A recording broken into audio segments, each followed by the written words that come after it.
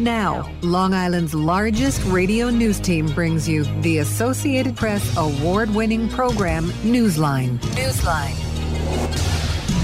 Welcome to a Newsline special 2020, a year like no other. This week, we're recapping some of the monumental events of 2020. Tonight, Wednesday, December 30th, we will discuss the return to schools, the West Coast wildfires, and the death of Supreme Court Justice Ruth Bader Ginsburg. Good evening, everyone. I'm Natalie Kate, and we begin tonight's broadcast in August when students began returning to in-person instruction. Here on Long Island, education in Garden City made a complete change as the school system determined hybrid learning was the safest attempt to prevent the spread of COVID-19 amongst the students and the faculty. WRHU's reporter Adam Flash spoke with Garden City School District Superintendent Dr. Kusum Sneha to discuss their plans for the school year.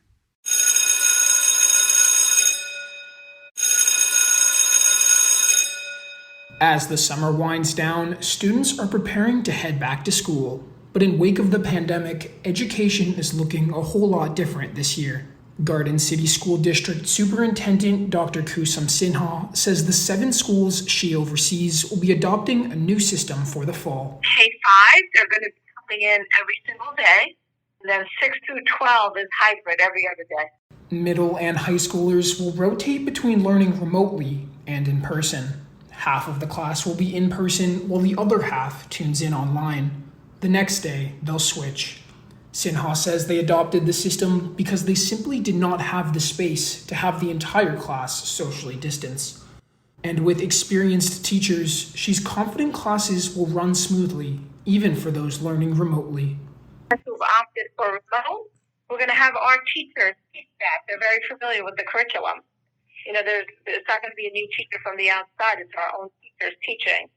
And for 6 through 12, which is a hybrid program, teachers are very familiar with the curriculum, and the kids are coming in school. It's just that they're in every other day.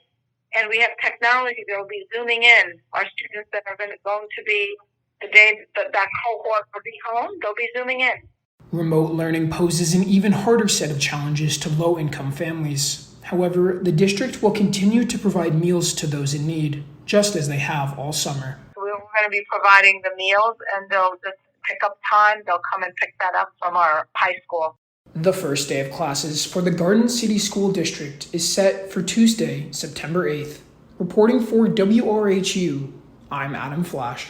In just a town over in West Hempstead, WRHU reporter Rachel Lucier talked to West Hempstead Superintendent Daniel Raymond on his reopening protocols. Anyone would agree that safety and education are the top priorities with the reopenings of schools. So in your district, how does your hybrid plan keep students healthy while also making sure every student receives a quality education? Well, the hybrid model for us starts with safety, obviously. We're going to maintain all safety protocols from social distancing with the 6 feet rule. We are mandating everyone wears a mask. That's not an option.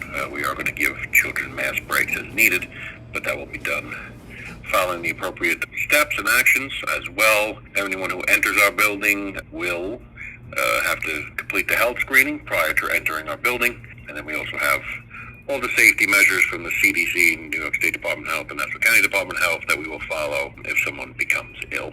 And community spread is a huge factor in the reopening of schools, as you know, and Long Island's positivity rate, it's pretty relatively low compared to many other places in the U.S. Does this constant low rate of transmission kind of assure you, and does it make you more comfortable heading into the academic year? It's a great question. Maybe it makes you more comfortable, but I don't think that gives us any opportunity for breathing room. I think we need to follow all precautions. And this is a new chapter we're beginning on Long Island, right, with all kids returning to school. So I think it's going to be more important than ever to make sure we're following all the safety protocols. And although Long Islanders know there is pockets throughout Long Island which are very high. And so we need to be cognizant of that, because now that people are coming back to school, they're not just coming themselves, right? They go home to families, they go home to grandparents, let's say, they go home to guardians. So everyone in theory is coming to our school. So we need to be very cognizant of that and make sure we're just following all precautions. And finally, what would your message be to parents and caretakers who might be a little bit worried about their kids returning back to school? Well, we've taken a number of precautions. We've held several parent meetings. We've held staff meetings. We're going to continue to do those, I think, throughout the year. And right now, we're going to take it one day at a time. We feel confident in the sense we've taken every precaution. We've walked the buildings.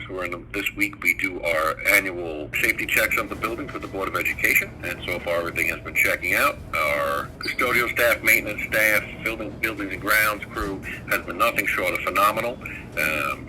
We've put out things like extra hand sanitizers throughout all the buildings, and all the signage that we need to put up. And classrooms are now set up for social distancing with the desks. We've removed cafeteria tables and replaced them with regular desks so that children can eat lunch socially distant as well. So we're confident in the sense that we're following all the protocols from the experts, which include the CDC, New York State Department of Health, Nassau County Department of Health. So we feel good about that. And I think the only thing left to do is really get everybody in, walk them through the protocols, and we're going to spend the first month really going over social emotional learning, make sure everybody's okay, mentally healthy, as well as if they need anything else, and then making sure everyone understands the protocol that we will follow. And a lot of time will be spent on that. So it's not just about the academics at first. Really, it's more about health and safety and following the protocols. All right, Superintendent Raymond, thank you so much for taking the time, and have a great day. You too. Be well. Hollywood lost an icon this year. American actor Chadwick Boseman died August 28th due to complications related to colon cancer. Boseman was known for his roles as baseball player Jackie Robinson in the biographic film 42 and Supreme Court Justice Thurgood Marshall in Marshall. He achieved international fame for playing the first black superhero in the Marvel Cinematic Universe in the film Black Panther. Boseman's death came to a surprise to the film industry as he kept his battle with cancer private. He was just 43 years old at the time of his death. The Black Panther movie series will continue in the upcoming years, but Marvel President Kevin Feige said that the company will not be recasting Boseman's role. Amid the ongoing pandemic, states in the West Coast suffered extreme wildfires, burning millions of acres of land. Many acres in California were under an excessive heat warning, forcing many citizens to evacuate their homes. WRHU's Crystal Bermudez spoke with Hofstra student Matt Hughes from California, whose family had to evacuate due to the fires. How have wildfires affected you personally and your community, of course? Well, I'm lucky enough to be able to say that my town at least hasn't been burned. But we are experiencing heavy smoke that comes in from the fires that are around us, and then just a constant haze, kind of making the sky all gray. There's like red in the sky when the sun's setting and stuff like that. So it's just kind of like a apocalyptic scene almost sometimes. And can you tell if there's a difference with how the air feels like or how the temperatures are like when you're in California? Definitely. This is also the hottest year on record for California. So, where I live, and my parents live, it's 110 degrees almost every day there at its peak, and then it comes down. Sometimes it fluctuates, but it really gets up there, and it's still getting up there this late into September, which is not a good sign for the wildfires that are still to come, possibly. Right. And what steps have been taken in your community to help with the wildfires? I know your community hasn't been impacted as much as other towns in California, but are there any precautionary steps that they might be taking right now to prepare just in case a wildfire does hit your town? I'm not super up to date with what's happening like right now in my county. I know they've got firefighters. I have a friend from high school who's a firefighter. And I know that they're doing stuff with with like tractors and stuff in dry fields. That's where a lot of these fires are starting. These dry fields, or maybe they'll strike a tree and then they'll spread into a dry field, which is where a lot of the growth of the fire actually comes from. So they like basically like take a tractor and basically take out a lot of that like dead dry weed that's there, so that it can't catch, and there's only dirt there to kind of like create like a fire stop. Are these tractors working every day, or is it during the weekends? Like, how frequently are these tractors going into these dry fields? As far as I know, this is a community effort. This has nothing to do with local government or anything like that. It's personally owned tractors that are doing this, so, or rented tractors. So there's like, and so I'm not even sure to the extent to what this is going on, but it's probably not that much. Awesome. So it's more so the community coming together and finding ways to prevent more wildfires. Yeah, basically. And what are the concerns people most express about when dealing with these wildfires, whether it's, even though it's not in your town, but like what are some things people are more worried about, or if you know anyone that, has experienced dealing with this wildfire right now? Well, definitely like the people in the areas where the fire is being affected, getting evacuated. I've luckily never had to do that in all my years in California. But I'd imagine that is very scary to be evacuated. So that's definitely a worry, because once you're evacuated, you don't know what's going to happen to your house. It could burn down, it could get lucky.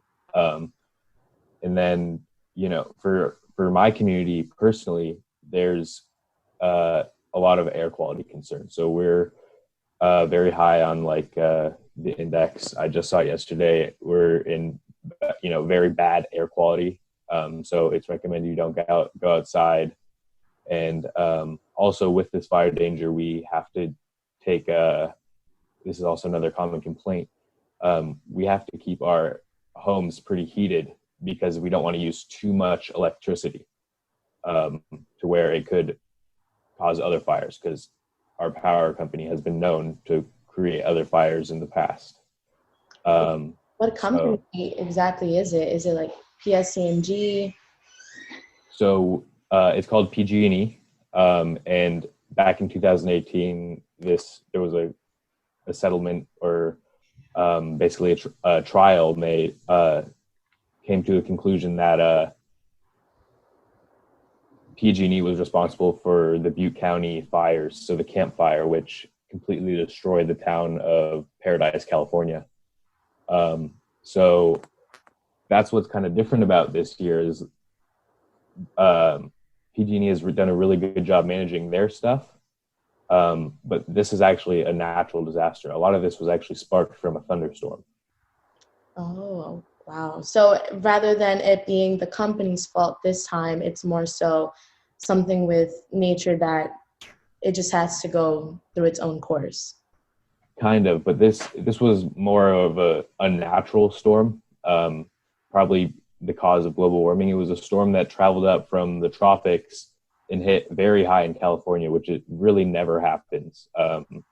Like the part where I live in California, San Francisco Bay Area, doesn't have too many thunderstorms like that. And the thunder was widespread, and it created dozens of fires over the 2 nights that it happened. And there was rain and stuff, but that did nothing. If not, it could have actually helped those fires grow, that rain.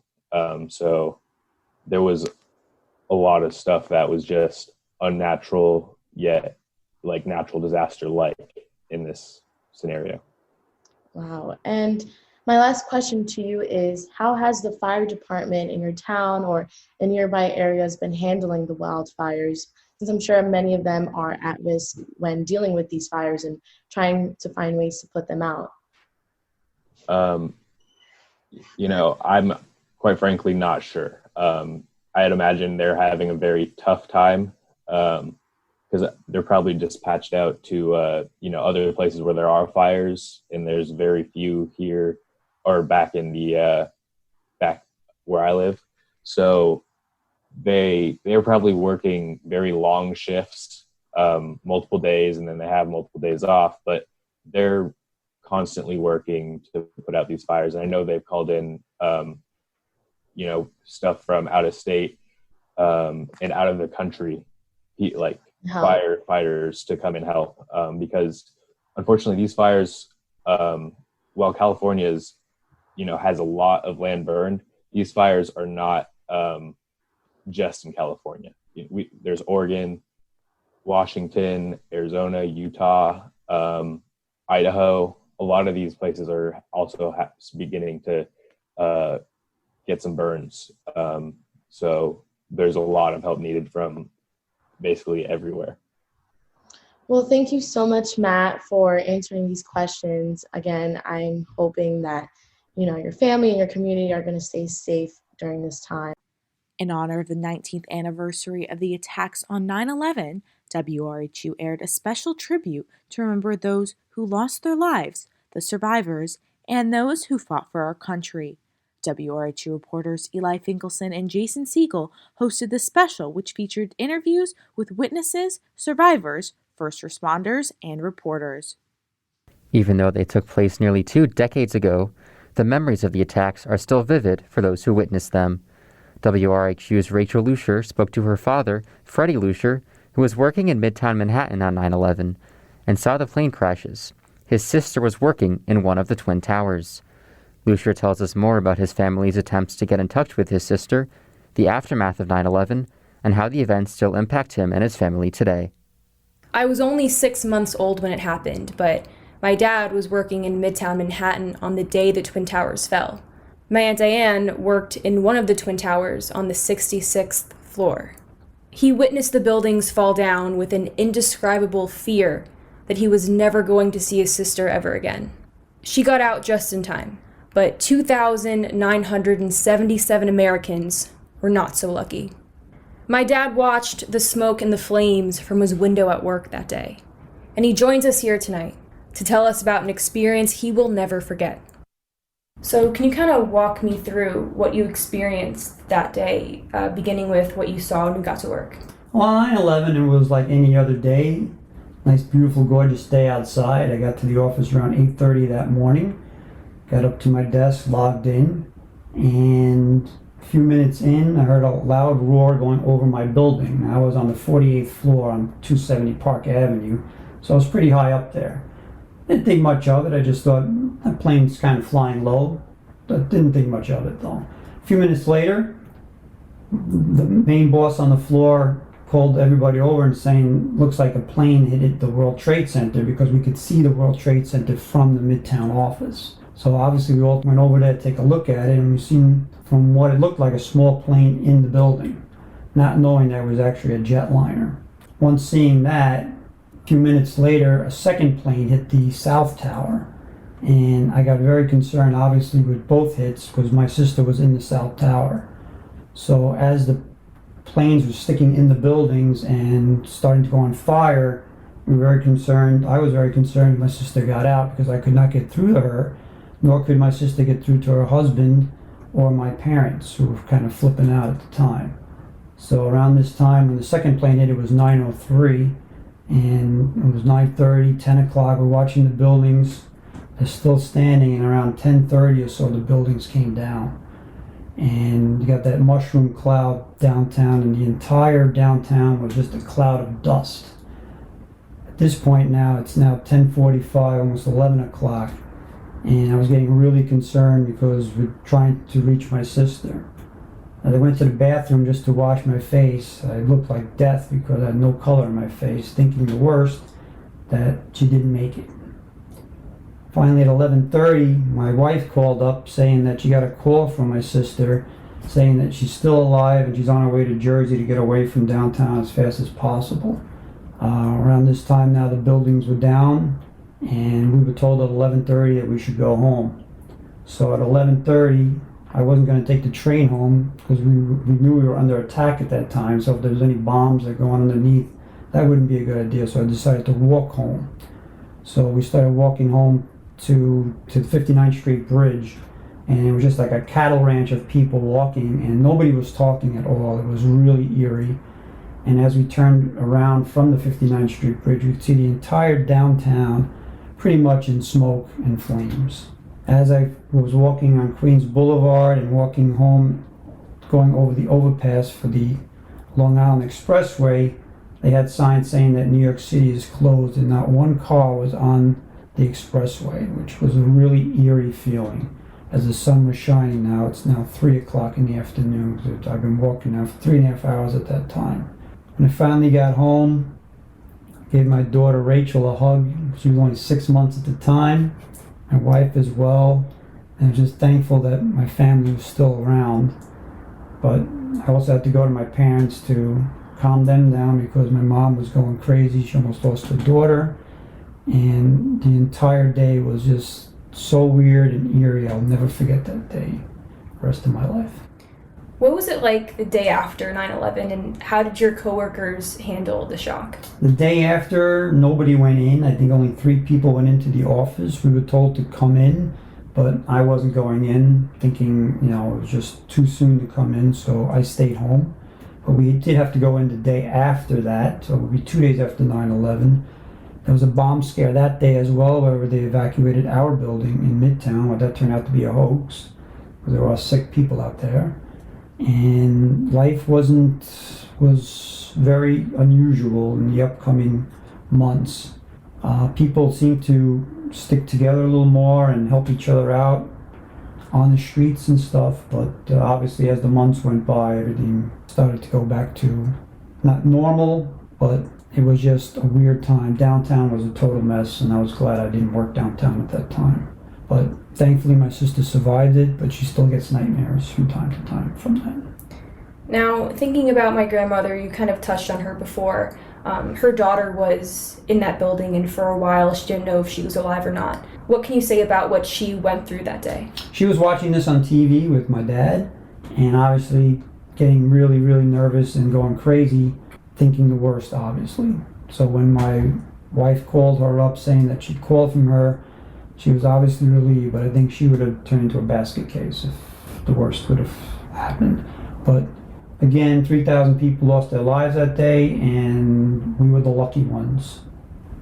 Not everybody was.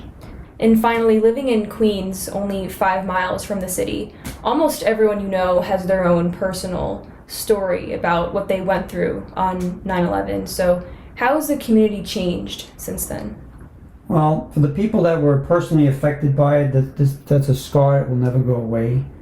But I feel as these tragedies occur, people do band together in times of crisis, and that's just the humanity of society. But as time goes on, people start living their own lives again. All right, Dad, thank you so much for speaking with us. Anytime, my dear. While many ran to safety, those on the front lines sprang into action. As soon as Flight 11 hit the World Trade Center at 9:15 a.m., first responders were on the scene to save lives, as smoke filled the air and the debris more described fell to the ground. I spoke with John Morana, a police sergeant of the 17th District, to hear about what he saw when he rushed to the scene, what it was like being at Ground Zero, and the changes he's seen in our country since that day. Can you walk me through the morning of September 11th? Like, where were you? What were you doing?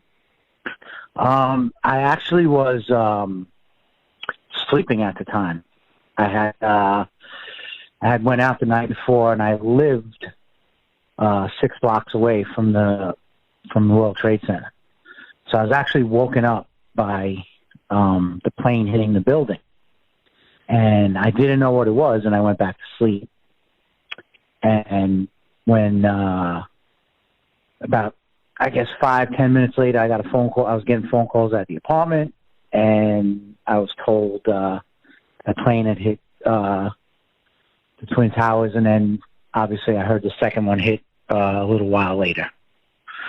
So I wasn't at work when it happened. I was home, but I actually lived downtown on Fulton Street when everything happened. And do you remember what you were thinking, like what was going through your head at the moment that you heard what had happened? Well, first, we didn't know what was going on until we heard the news reports that a plane hit the Pentagon and another plane went down. I think was in Pennsylvania. So at that point, what we felt like was like we were under attack. Like the country was under attack. We really didn't know what was going on. We didn't know if more planes were coming in. We didn't know, if there's going to be bombs going off elsewhere. So it felt like the country was under attack at the time. And what was your job at the time? What precinct were you in? What was your position at the time? Well, when everything happened, I was downtown, and my wife, who was also a police officer, was working, and my in-laws lived a couple blocks away, so I made sure they were safe because there's a lot of chaos going on downtown at the time. The towers had fell, and downtown was an absolute disaster. I had then about 1 o'clock-ish went up to work, and at this time I was posted at the morgue by Bellevue. That was my first post of the day. I was put at a THV, which is a temporary headquarters vehicle. I was posted there to command that vehicle by what ended up being a makeshift morgue for months and months and maybe years to come. And what was it like when you got on that scene? How did you feel? Well, I had already experienced the towers going down, so I was down there. I had went outside. I actually helped some people get inside some buildings when the tower went down. There was like a burst of smoke that shot down Fulton Street. It was very eerie. Kind of felt like an earthquake when the buildings fell. So once I knew everybody that I knew in the area was safe when I went to work, now I was placed at a location where, unfortunately, I was seeing them bring in a lot of dead bodies from firemen and other emergency workers and other people. So it was a pretty eerie feeling. When did you realize that life had been forever changed for everybody involved? Was there like a moment for you when you realized that this was going to be a globally changing event? Well, to be honest with you, I never thought about that. We were so busy at that time as police officers. I actually worked at the 17th precinct in Manhattan. I forgot to tell you that, but I was at the 17th precinct in Manhattan, and we were working like 16-hour days. The first day I got into the THV, the temporary headquarters vehicle, at 2 in the afternoon, and I didn't leave there till like 4 o'clock the next day. So I was there for like 26 hours straight. So to be honest with you, there was no time really to think about anything. It was just like work mode, do what we have to do. We kind of knew that the threat was over because of the news reports, so we weren't too worried about that, but we just had obviously a catastrophe that we had to deal with after 9/11, after that date. Did you lose anyone? I did not lose anybody, fortunately. One of my good friends worked for Cannon Fitzgerald, and she was in the building when it got hit. But me personally, I did not lose anyone. I had a cousin that worked there that escaped. He was a maintenance person, and he had escaped everything. But me personally, no, I didn't lose anybody. As far as the buildings falling, years later, due to everything, there were people that were lost because of the problems that the air and all that caused later in the future. But on that day, no, nobody on that day. And what would you say was the hardest thing for you to see during the aftermath? I would say the hardest thing was by the morgue. I mean, the destruction downtown was unbelievable. It looked like a war zone. But the hardest thing to see was all the people that passed away coming into the morgue. That was probably the hardest thing. It was body after body after body. So being that I was down there, I was posted down there often after 9/11 for security purposes, but probably that first day at the morgue was probably the toughest as far as visually. Seeing people come from the smoke when the buildings went down with injuries was bad, but those people seemed like they were okay, but the people that were at the morgue was pretty devastating. Do you think that the government responded appropriately to 9/11? Are there things that you wish had or hadn't been done on the government's part in response? Never really put too much thought into that. Obviously, whatever was planned out by that terrorist organization can never be done again. I mean, it changed how we board planes and how we view people on planes, and I think it changed everything. But it's hard to say what the government did. I mean, as a police officer, we really don't deal with any of that stuff. But could they have missed some stuff? Absolutely, they probably missed some things. But that's way beyond my my title of sergeant in the police department. Right, and speaking to that change, do you think that policing itself has changed from before 9/11 to after? Yes, definitely. You have to be more aware of certain things. Trucks going through tunnels, suspicious packages are dealt with differently in sensitive locations.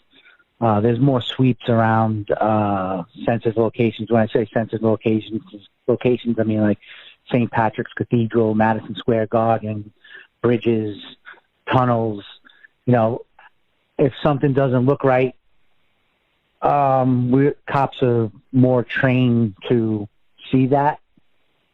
So, yes, policing has changed, but it's more of a specialty unit that would take care of things like that. But, the famous quote, if you see something, say something, applies for everybody now, not just police officers. So that kind of changes in the world. And how have you been personally changed by the events, if at all? A lot of people were affected by 9/11. A lot of my friends affected a little bit. A couple of them affected to a more powerful degree, I guess. But I was never affected by it. I don't know why. I think it was just maybe being so busy at the time. I was affected in a way of when they read the names on 9/11 every year with all those families that lost people. I think seeing that affects me at the time. But as far as an everyday thing, it really doesn't affect me too much. When we do the memorials for 9/11 and when we're down there or when we see them on TV, which I heard this year they might not be posting on TV due to COVID, which I think is ridiculous and dishonors those families. I think that's when it affects you, when you see all the people that lost loved ones. So on a daily basis, no, but come tomorrow or come 9/11, we will think about that day and how many people were lost, and including firefighters and police officers and all those families that lost their family members in the building. So that day it will affect you, but for me personally, not an everyday thing for me. Well, thank you so much for talking to me again. I really super appreciate it. Yes, and thank you so much for having me. It's been a pleasure. 9/11 had an impact on journalists and reporters who covered the story. Seeing the events unfold made at least one person working in radio change their perspective and ultimately their career. Reporter Adam Flash talked to WRHU's operations manager, John Mullen, about the importance of radio during crises and how covering 9/11 led to him getting to where he is today. On the day of 9/11, what were you doing? Kind of walk me through your day-to-day of what happened. I worked in Greenwich Village. I worked on the 7th floor for a company called Emmis Communications. I was the operations manager of CD 101.9, the smooth jazz station, and 98.7 FM, KISS FM, the urban contemporary station. So it was like any normal Tuesday. I remember the sky being very, very blue and very, very clear. I showed up in my office about 8:30 in the morning, and my assistant said to me, a small plane hit a building downtown. We had a syndicated morning show on the urban contemporary station from Dallas called the Tom Joyner Morning Show. So I had the local reporter, Bob Slade, make an announcement. We broke into the syndicated program, and in from the local studio, we made an announcement that a plane hit the World Trade Center, and we would, bring further details. We had the TV on because all the local TV channels had it on. And somebody said, hey, they're showing a replay of the plane hitting the tower. But it wasn't a replay. It was the second plane hitting. And then we realized that it was terrorism. All of a sudden, we saw the building collapse on the television, and oh my God, we started crying, and it was just awful. It was just awful. We pulled all the commercials off the 3 radio stations because it seemed tasteless to be playing commercials. We pulled all the music off the 3 radio stations because it didn't seem like the right thing to do. The jazz station I worked for, the Wednesday before 9/11, we had a jazz concert on the plaza between the 2 buildings. Our banner was there. The Trade Center had been someplace that we had gone to pretty much on a weekly basis leading up to that event. So it was really unbelievably sad and horrible. And again, knowing people that passed in that terrible tragedy, it's just something I'll never, ever forget. Never forget. For radio in general, what was kind of the role of radio on that day? How important was it as a method of communication? All cell service was either clogged up or out. So radio, AM and FM radio, was really the quickest way to get information to people. Radio is live and local. And the other thing about radio is you don't need cable television, right? If you don't have cable TV, if you're in a car, if you're out and about, you may not have a TV in front of you and your cell phone's not working, but you can get an AM or FM radio signal. So that was actually good. How do you think media and radio and just the industry in general is affected or changed by such large world-changing events, 9/11 obviously being one of them? Well, it's the role of AM and FM radio to be live and local when tragedy strikes. So whether it's a hurricane, a tornado, a train that derails, a terrorist attack, anything that's a fire in California, it's the job of radio, AM and FM radio, to be live and local, because the AM and FM radio bands are owned by the public. So the commercial broadcasters have a license that the FCC gives them, which is to serve the public. So when times are good, they can serve the public by playing hip-hop or R&B or jazz or rock or top 40.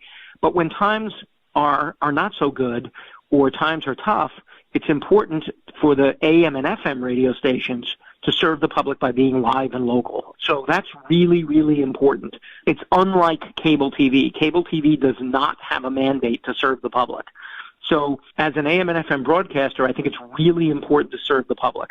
And I'll tell you that 9/11 was one of the reasons why in 2004 I took a buyout from my company and I decided to work in non-commercial radio. And part of it was because I wanted to do something more than just play music.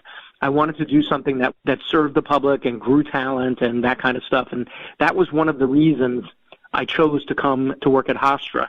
Not the only reason, but one of the reasons.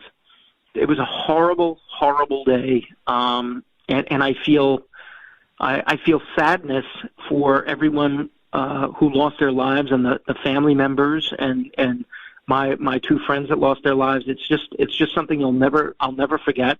I'll never get over. I always get very sad on 9/11, and it's just heartbreaking. Just heartbreaking. Those who were here at WRHU on September 11th, 2001, interrupted regular programming to provide updates on the attacks out to Long Island as they unfolded. I talked to Mike Corbett, a station member in 2001, about how he covered 9/11 from his Manhattan apartment for WRHU and what he was thinking as he saw the towers being hit.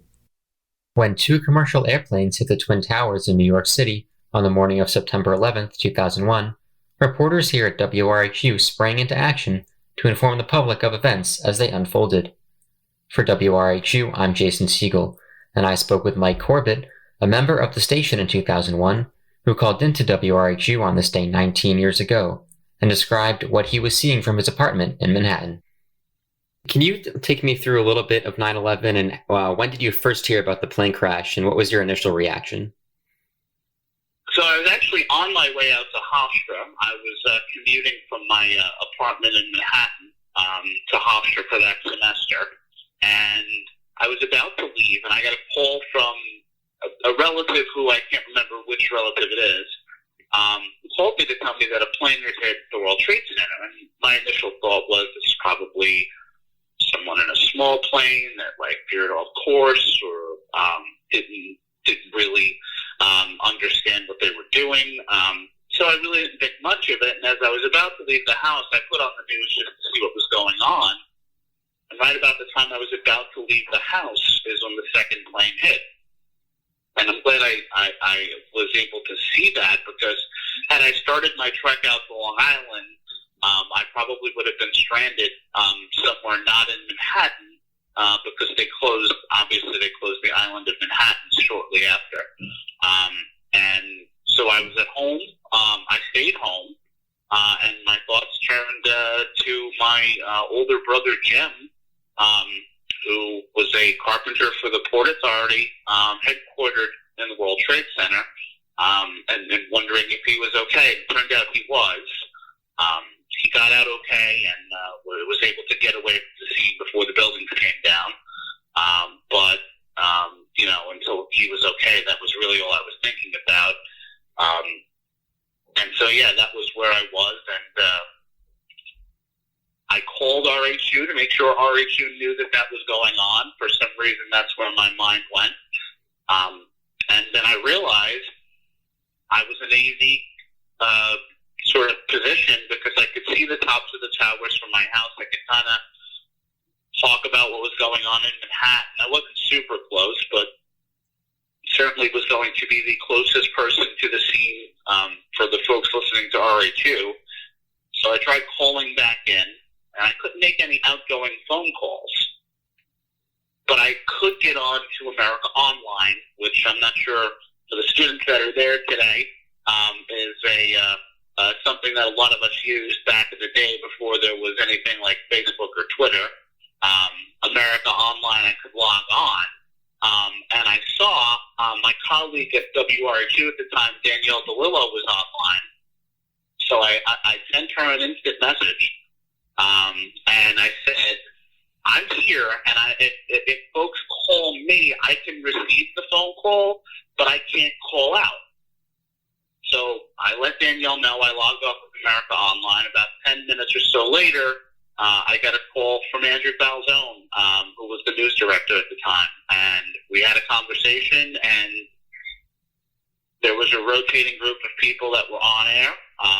I remember that one of the people was the late Ed Ingalls, one of my mentors at RHU. My friend E.J. Cricks, who was a fellow sports department member. And for the next few hours, I gave sort of regular reports as to what I saw and what was going on. And, in a way, it was helping me get through what was happening at the time, because it was tough for me as a lifelong New Yorker to see something like that happen to my home. But I also wanted to make sure that folks understood exactly what the extent of it was for folks that were listening to WRHU. So I gave about I think 6 or 7 reports, and then at about 12 noon, I was mentally exhausted and physically exhausted, so I took a nap, and I woke up a couple hours later, and it was all still real, unfortunately.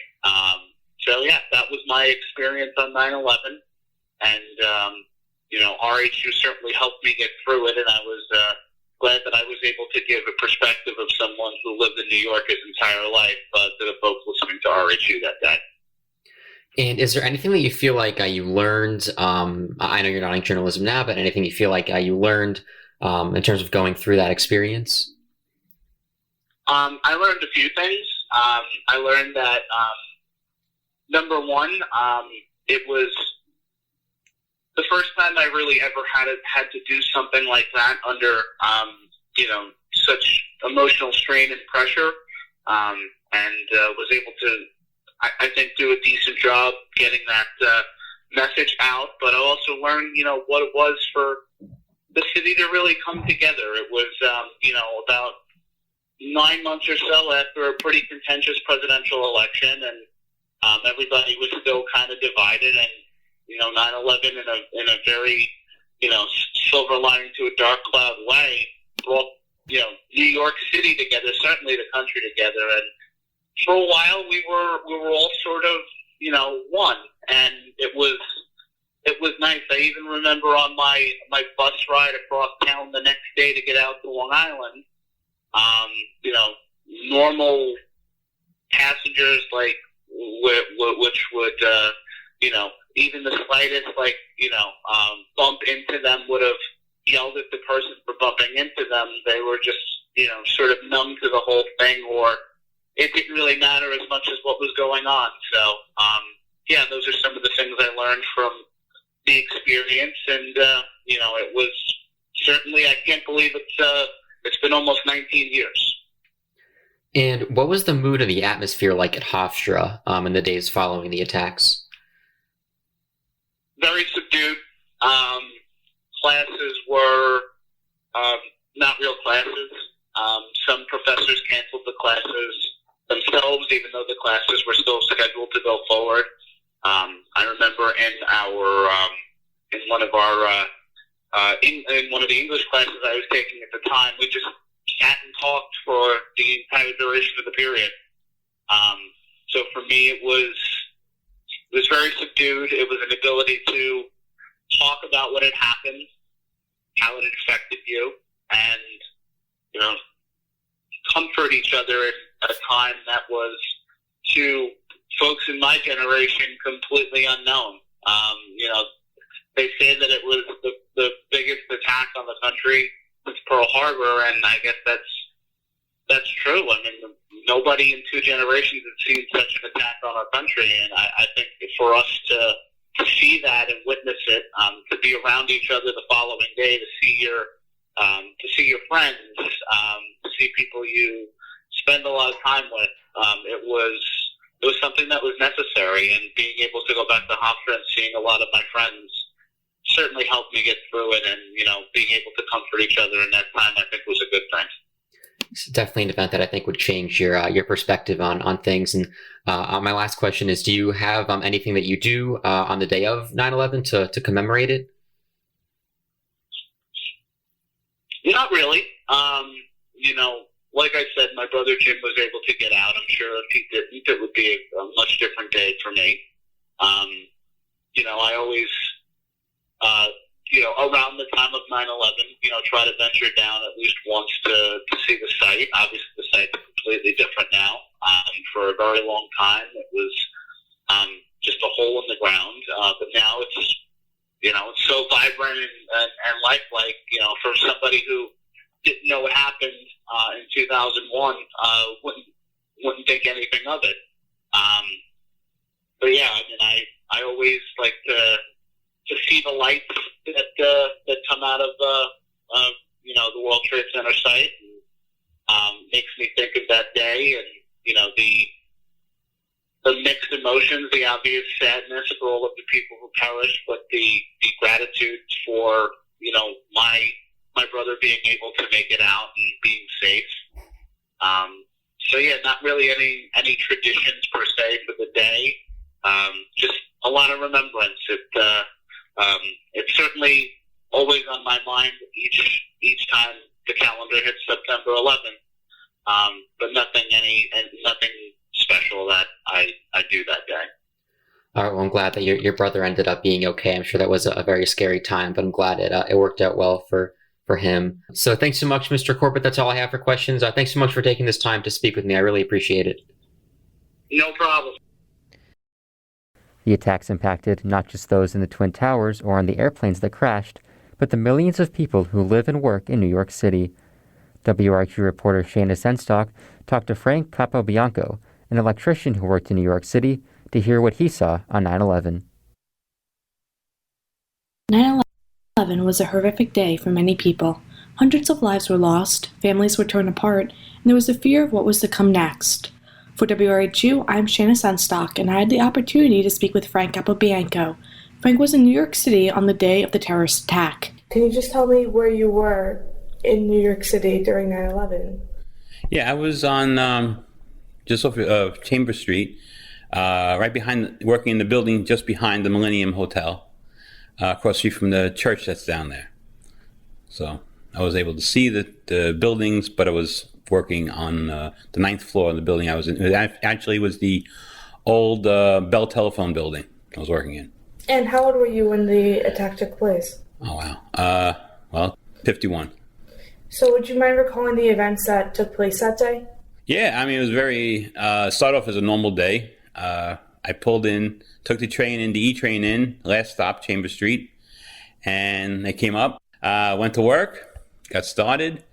My partner and I are working in a electrical closet. I'm an electrician. And it was like a big explosion, and the building shook. And then I just heard a lot of guys outside the closet I was working, running around, looking out the windows, trying to see what was going on. And by the time my partner and I got our stuff together and we went to go see what was going on with everybody else, we look out the window, just we couldn't see the World Trade Center from our vantage point, but we just saw tons of papers flying all over the place, just like confetti. At that point, a lot of guys had gone down to see what was going on. And so by the time my partner and I got our stuff together, we decided to go down. And on our way down, we were up on the 9th floor, I believe. On our way down, that's when the second plane had hit, which we didn't know at the time that's what it was. But the second plane had hit, and the building shook again, and then our elevator got stuck because it shook. And we were stuck in the elevator for about half an hour. By the time they got it reset and we got down, it was just crazy chaos down there. Everybody's running around, people crying, and the cops are yelling at everybody, go across the Brooklyn Bridge, go uptown, get out of the lower area. And I remember my partner and I, as we were walking across the street to go follow the crowd, we got this little triangle in the middle of the street. I think it was like Lafayette Street, and I forget the other street. But as I turned around, I could see the tower the second tower that got hit, and I could see it was engulfed way up high. Again, I guess the 7th floors, on 3 sides with flames. And we were just looking at it. Next thing you know, you see the whole middle start to come down into itself, and everybody just took off from that point on. I just couldn't stop it. I couldn't stop staring at it. And the next thing I know, I see people from up the block come running at me, running away from the building. And so I turned around and I didn't run, I was just looking for a spot to get out of the way of getting run over from all the people. I pulled my shirt up over my face and started just heading toward the sidewalk. Next thing I know, you could feel the concussion as it hit me, like that shock wave. And it was a really weird feeling. And then all of a sudden the air temperature changed like by 20 degrees. You feel the heat. And then next thing I know, it was all engulfed in a gray cloud. You could not see your hand in front of your face, but it was just all gray, and people just running around bumping into me and crying, and they can't breathe. And I don't know, something came over me. I was very calm about the whole thing. I was focused on getting toward the sidewalk out of the middle of the street, and then I knew there was a park there and a fence. I was going for that. Figured I'd be safe and just follow that to the next intersection or wherever. and which is what I did. And next thing I know, by the time I got out of it, somebody had grabbed me and pulled me onto the side, and it was a woman EMS worker, and she just pulled me out like I was this big cloud, put me on the floor, and just take slow breaths, and told me to take it easy. And it was the funniest thing. As I looked, the cloud of smoke was moving so fast that it just stayed like a tunnel, and people were in it, could not see out, but being outside, you could look in, you just see all these people running into each other and just chaos. It was surreal. And then from that point on, I just was by there was a big fountain over there. I remember washed my face, and I just started walking uptown toward the Midtown Tunnel, just trying to get out of the city. And when did you figure out that it was actually a terrorist attack that was going on? What was like your first response to that? Well, didn't know it was terrorists, but when we were in the elevator, my partner had a little radio, and he had that on, and they were talking at that time, before the second one hit, they were talking about Washington had got the other two planes. So they said it was a plane that hit the tower, and then there was another plane that went down in Washington. And it's like, wow, this is crazy. And then all of a sudden, and then it's when the elevator shook again, and that's when the second plane hit, and then the guy came on the radio and said there was a second plane hit the second tower. So we just thought that was kind of nuts. I don't know, we never thought it was terrorists or anything like that. But something was definitely being targeted, for some reason. And that's when we found out what it was, but not necessarily a terrorist thing that I thought anyway.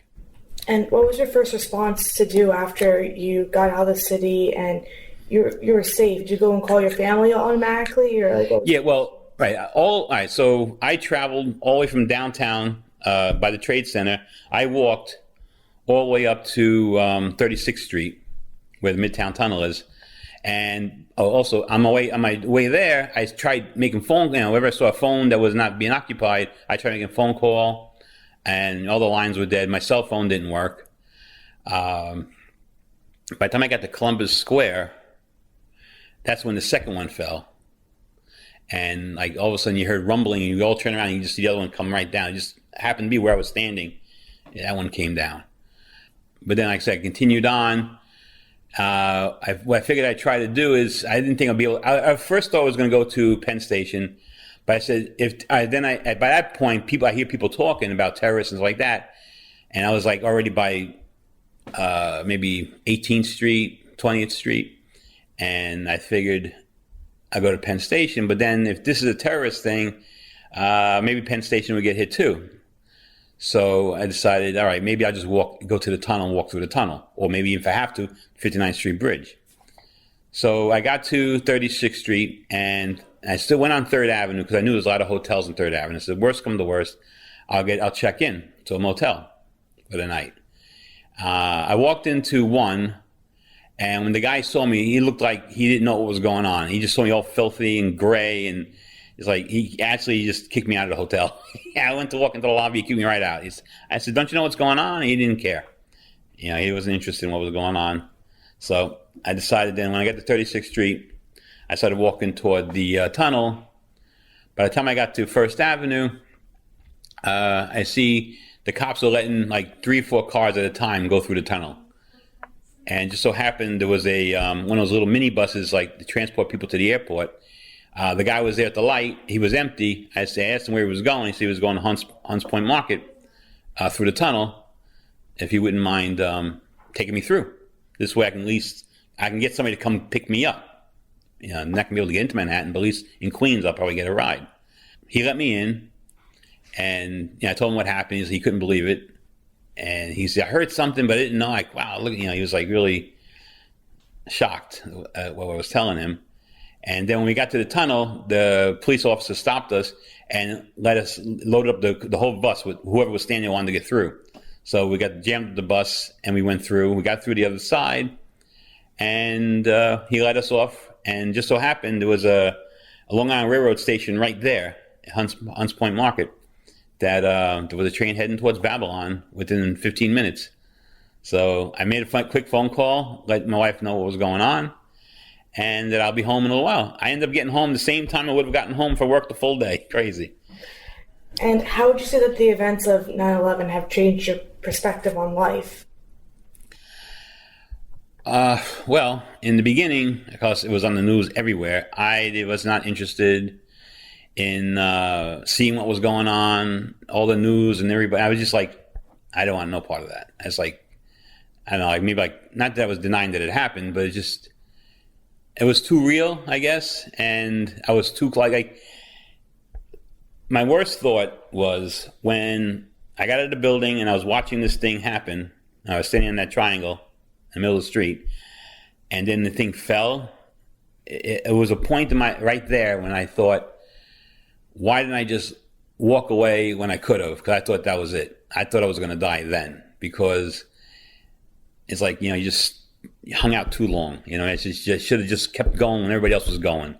It made me think a lot about, the decisions I make in life, as far as, do what you have to do when you're supposed to do things, because you don't know if you're ever going to get a second chance to do it. But thank God everything worked out. I know people I worked with when we went back to work had horror stories. My foreman, he went down right after the first one fell, and he said they were out in the street, and then they were there. He didn't see it, but he was there when the second one hit. And when they heard the engines of the plane coming in and the explosion of it hitting the building, they all started running. There was a guy, he said, there was a guy standing next to him, both running together, and that guy fell. So he thought he just tripped and fell. He says, buddy, come on, let's go. He went to pick him up. As he went to pick him up, he saw half his face was gone, or the back of his head. Whatever shrapnel or whatever came off the building went past him and hit the guy in the head. He said at that point, he just stopped, sat on the curb and cried for he said, I don't know how long. He said, because that could have been me. We were a foot and a half apart from each other. It just happened to hit him. It didn't hit me. And he said he was dead and I was still alive. He said, so, I hear a few stories like that, and it was nuts. Yeah. Thank you for talking to me today and being able to recall these events. I really appreciate that. No problem. Thank you. When the dust settled, it took time for New Yorkers to clean up and begin the healing process. The aftermath was filled with sadness, anger, and trepidation, but also hope. Our WRHU reporter Shayna Senstock spoke to Lisa Demetrio, who went into New York City in the days following the attacks to take photos and document the aftermath. On the days after 9/11, Manhattan was still in shock from the events that took place. For WRHU, I'm Shayna Senstock, and I had the opportunity to speak with Lisa Demetrio, who was an officer who went into the city after the wake of 9/11 to document what happened. Would you mind talking to me a little bit about your job title prior to 9/11? Sure. Prior to September 11th, I was assigned to what's called police headquarters. It's One Police Plaza in Manhattan. I was assigned to the narcotics division, and I worked there on the 17th floor. So before that, that's what I did. I'd get off the train at Chambers and run to the building. And where were you personally during 9/11? And when did you figure out it was a terrorist attack? And what was your first response to everything?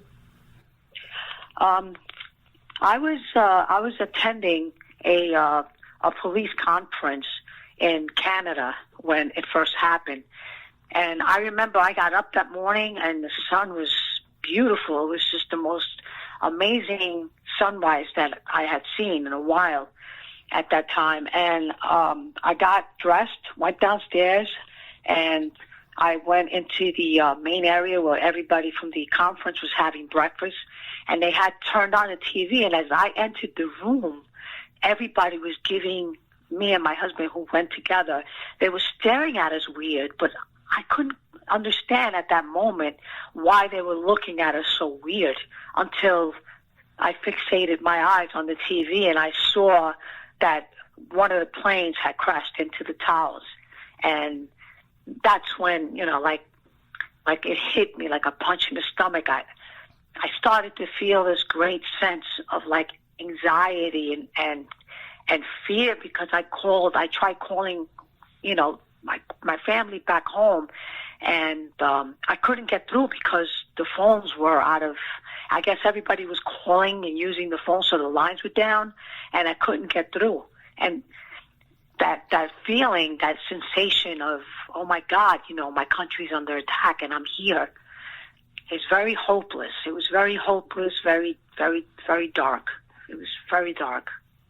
And can you tell me a little bit about your responsibilities in the days after the terrorist attack that happened?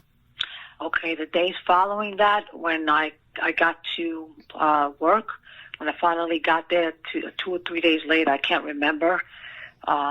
A lot of us that worked down there were having problems with short-term memory. So, but yeah, it was like 2 to 3 days later, I worked. They gave me a camera and they told me to go down there and take as many pictures as I possibly could to document what had happened.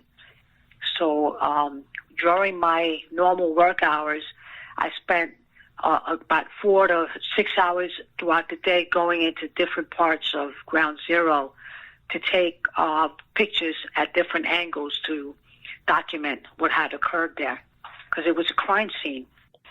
And what was it feel like in Manhattan during that time that you were down there after the event? It was strange times because what stood out to me was the amount of caring.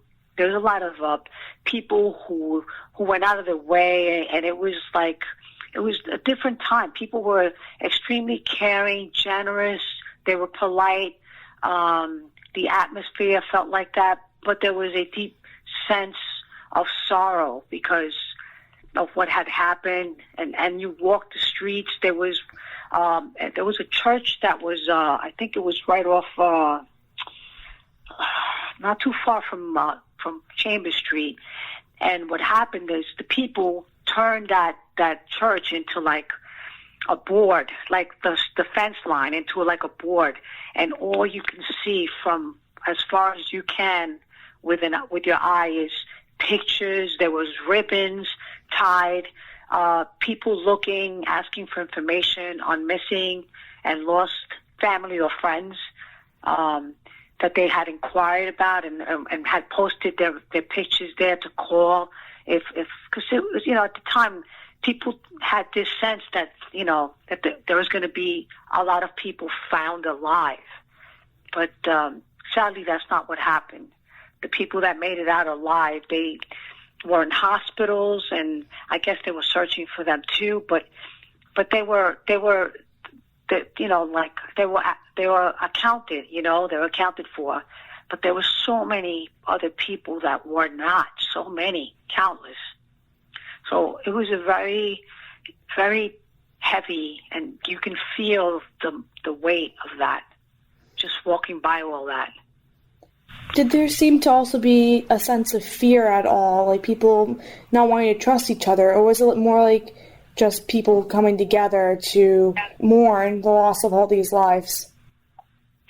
There was a lot of people that from my experience or what I saw was there was a lot more people coming together, but there was talk, still about fear of more like terrorist attacks. So people were concerned, and as much concern as they were, I couldn't believe the way the way New Yorkers they all rose up and everybody came together. You could see American flags hanging everywhere. There was a sense of patriotism, the unity, the unity of this. A lot of people talk about like September 12th, about the unity in this country, not just here, but, abroad, because everybody was terrified that it might happen to them wherever they were. So there was a great sense of unity, like amazing. But yeah, there was some fear, but the fear was not as great as the unity, if it makes sense. Yes, it does. And can you tell me a little bit about your best friend Ronnie and share his story? Ronnie was a good guy. He grew up in Brownsville. He survived the neighborhood and became a sergeant, and only to meet his demise there. That morning, he heard the call. He threw his uniform on and he ran down there. And he was what they call ESU, which is equivalent to a SWAT team. He was in ESU. And he responded with a couple of other guys. And I knew him, and I knew the other guy he was with, Valenzuela, and they both died. And what we only found from them was their holster, believe it or not. They were standing, apparently from what we were told later on, is they must have been standing near the well of where, there's a part of the building they were calling the well, which is where the gasoline or the fuel from the airplane, it kind of poured down this long well. I don't know how true that was, but it all makes sense because that structure got heated from the fuel, and that's what caused some of the building to become frail and fall. Caused the building to collapse. That's what I'm looking for. So there's a lot, Mm-hmm. And how would you say that the events of 9/11 have personally changed you? Well, for one, it just taught me how frail life is. We often take so much for granted, not just with friends, but also with family. We take a lot of things for granted, and a lot of our privileges that, we had, the freedom prior to September 11th, you were able to walk with your family members to the airport and sit with them at the gates and wait for them to board a plane. And after September 11th, you can't even go through without going through all the security and taking your shoes off. You can't carry liquids. It kind of changed all of us, not just New Yorkers, but everyone. Thank you very much for being able to talk with me today. I appreciate it, and being able to share your story with everybody. Thank you so much. Thank you, Sheena. Thank you so much for doing this, because in you doing this, you're honoring their legacy and people that were lost, not just officers, but civilians, because there were so many people, so many innocent lives that were lost. So thank you. Thank you for doing this. I wish you all the best. Thank you.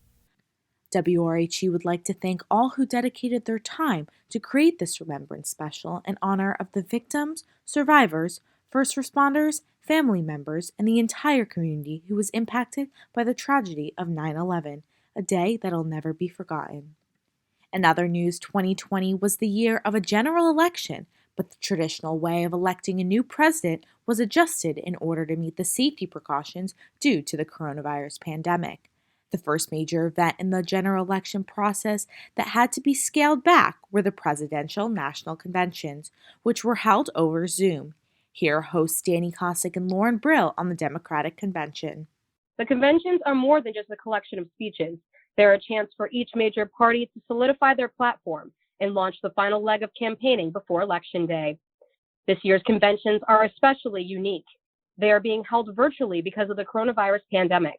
All speeches will be made at the Democratic Convention will be done over Zoom, including presumptive nominee Joe Biden's acceptance speech. Officially, the conventions are delegates from each state, chosen based on the results of the primary elections and caucuses, coming together to formally nominate their party's candidate for president. For the Republicans, there was never a doubt over who their candidate for president would be. President Donald Trump did not face any serious challengers, and some states did not hold Republican primaries because no other candidates qualified to be on their ballot. The Democrats began this election cycle with a crowded field. Vermont Senator and self-described Democrat socialist Bernie Sanders was the frontrunner early in the race, finishing second in the first-in-the-nation Iowa caucuses, before wins in New Hampshire and Nevada. Primaries shifted when former Vice President Joe Biden earned a convincing win in South Carolina. On the eve of Super Tuesday in March, when more than a third of the delegates are allocated, more moderate candidates, including Minnesota Senator Amy Klobuchar and South Bend, Indiana Mayor Pete Buttigieg, suspended their campaigns and endorsed Biden. Former New York City Mayor Mike Bloomberg and Massachusetts Senator Elizabeth Warren dropped out later that week. Sanders continued his campaign into April, but Biden picked up wins in Florida, Michigan, and Wisconsin, which will be key swing states come November. And with the country's focus shifting from the presidential primaries to the COVID-19 pandemic, Sanders suspended his campaign, leaving Biden as a presumptive nominee. Following the whirlwind of Democratic candidates, I had the opportunity to speak with political science professor Rosanna Perotti on the importance of conventions and why this year's in particular is significant.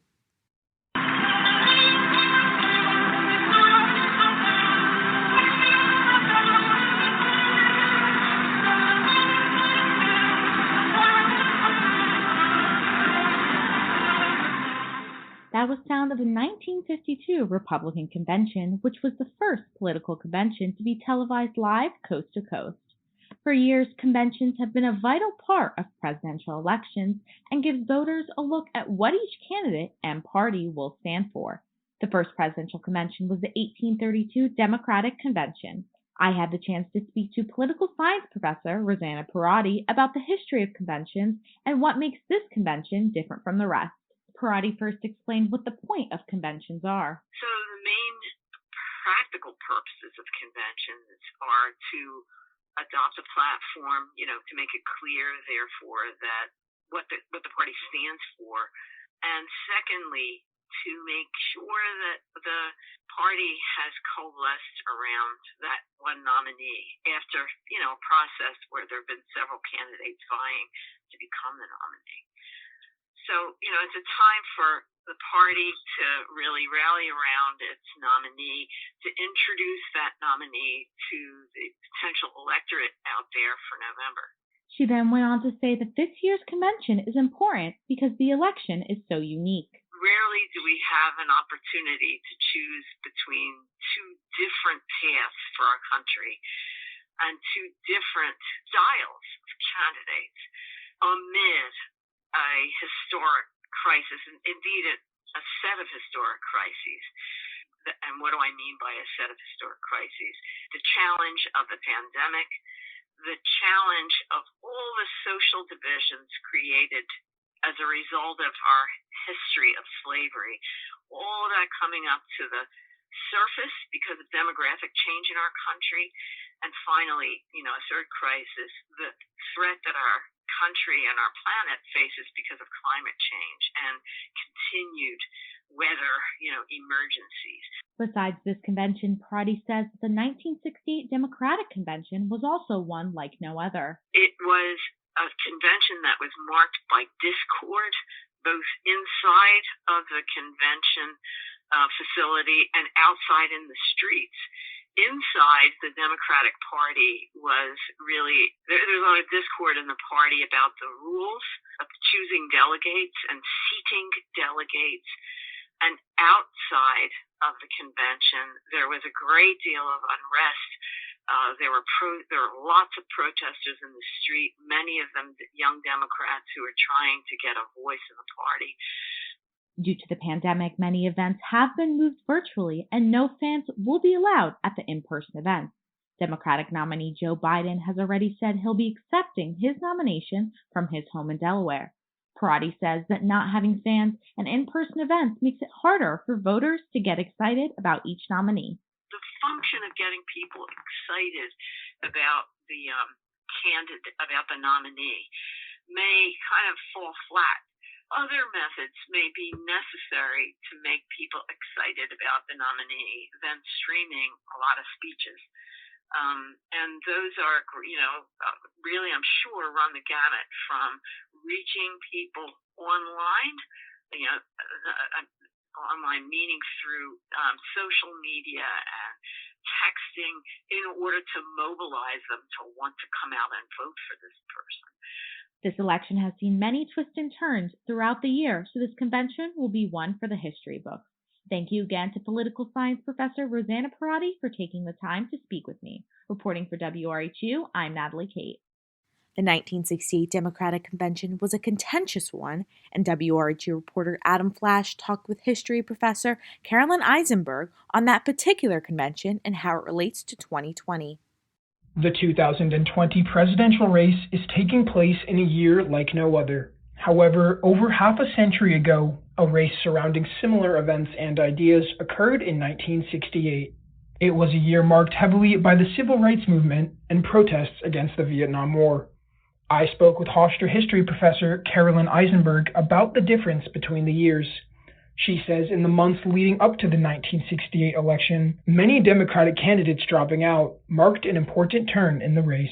If you looked at this race, let's say as of March of 1968 or April of 1968, you had candidates who really were posing an alternative to Richard Nixon, both in terms of the Vietnam War and even in terms of domestic things. But as you know, those challenges essentially disappeared by the time you're in the summer. So when you get to the point where you have Hubert Humphrey running as the Democratic candidate, at that time, he didn't seem to be a significant alternative. Right now, that's very different because the difference is we're in our fourth year of President Trump. And Joe Biden is running in a context where we have had a disastrous 4 years. Eisenberg says some voters this year are looking for an alternative to President Trump and believe Joe Biden is a viable option. The core difference is we're coming out of this experience of the Trump presidency. And so to some extent, anybody that was running for the presidency right now who gave signs of knowing things, not being ignorant, having a mentally healthy approach to things that doesn't lie all the time, I mean, whoever would fill that bill is a very important alternative. Amidst protests against police brutality and racial inequality this year, President Trump has called for law and order. In '68, Nixon used the same phrase, although his presidency was quite different than Trump's. His program domestically was not that conservative. He used the phrase, law and order. But in terms of what did that translate into programmatically, not that much. Many people make the point that Richard Nixon was our last liberal president. But programmatically, Nixon didn't run with a lot of programs that would be anti-civil rights. And as the president of the United States, he wasn't really that interested in reversing it, which is really different. I mean, Trump puts these people in charge who hate the government, hate the agencies, happy to mess up anything. There's no sense of institutional respect that the Trump people have. To Eisenberg, Trump is a much larger issue than Nixon ever was. Richard Nixon was nowhere near as threatening a figure as Donald Trump is. An election is shaped by the current events surrounding it. Both 1968 and 2020 have been marked by huge efforts towards civil rights. Just like those of today, marches, protests, and rallies in the 60s were working to bring awareness to larger societal issues. What starts to happen in the latter part of the 60s is that civil rights organizing moves north, so that leaders of the civil rights movement are beginning to say, no, the problem isn't just Jim Crow laws, the problem isn't just disenfranchisement, right? But if we look at the profound inequality in the North, that has to do with a whole set of discriminatory policies. Just as the frustration over a lack of change grew following the death of George Floyd, protesters in the 60s faced a similar phenomenon as their efforts faced opposition as they moved north. The kinds of gains that they are able to make in the South are not replicated. To a significant degree, campaigns are not getting the kind of dramatic results that could be seen elsewhere. And so the consequence of that is that the rage inside the Black community is growing. And it's in that context that you're getting race riots.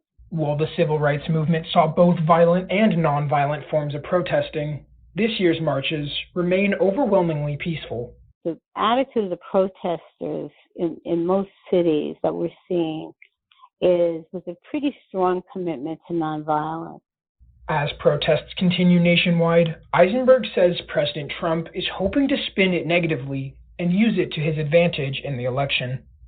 Trump is trying very hard to tell people, look what's happening, they're destroying our cities, they're far left Democrats, love riots, right? But he's hoping that he can get some anger going about all of that to help his candidacy. Just as the youth led the way to protest against the Vietnam War and for civil rights both then and now, Eisenberg believes it's essential young people get involved and show up to vote in November. as we go into these last months of the election, it's absolutely crucial that young people get involved. Reporting for WRHU, I'm Adam Flash. In a live interview, convention speech expert and communications professor at Boston University, Dr. Tammy Vigil discussed convention speeches. A big part of the conventions are speeches by the presidential and vice presidential nominee, other party leaders, and people who represent the party's platform. We're now joined by convention speech expert and communications professor at Boston University, Dr. Tammy Vigil. Dr. Vigil, thank you for speaking with us. Thank you for having me. It's a pleasure to be here. So, in what ways do convention speeches impact who people vote for? Well, it's hard to particularly point to a speech and say it moved so many votes. Instead, what it does, the speeches as a whole start to create themes and platforms for the party and start to differentiate, well, not start to, but they differentiate the parties and also the candidates in a more concrete kind of way. All of the speeches provide opportunities for listeners to get to know both the candidates and what they stand for in a deeper kind of way than sometimes advertisements might do, or other kinds of rhetoric from the campaigns. So I can't really say like it moves 45% of people, but it does impact people's perceptions broadly. Yeah, and then according to a New York Times report, some speakers will have just 2 minutes to deliver their address. How can a speech be written so that it's still impactful, even if it has to be shorter? Well, actually, short speeches are probably a little bit, I wouldn't say easier to write, but they're a lot easier to remember. So if you write a good 2-minute speech, more of it will probably show up on YouTube and get retweeted or get turned into sound bites than sometimes a longer speech where there are multiple things that people just have to sort of pick and choose from. So you get an opportunity to actually have a nice, concise, and distilled argument or, claim. And so I think that actually might be more helpful to some folks. Oftentimes we get politicians who tend to ramble and then they get themselves in trouble when they do that. So the 2-minute speech is actually probably going to be a lot more effective than, say, the 15-minute speech for some of these speakers. Obviously, they gave the longer spots to people who have more experience and who are known for having better speeches, like, for example, Michelle Obama, who is really well known for giving excellent convention speeches, very memorable ones. So she gets more time. Folks who are newer or younger, or maybe they want to just sort of let them have a moment to really give a message, but have it be concise, those folks will get the 2 minutes. And so you're an expert in women as political commentators. Biden has selected Kamala Harris as the vice presidential candidate.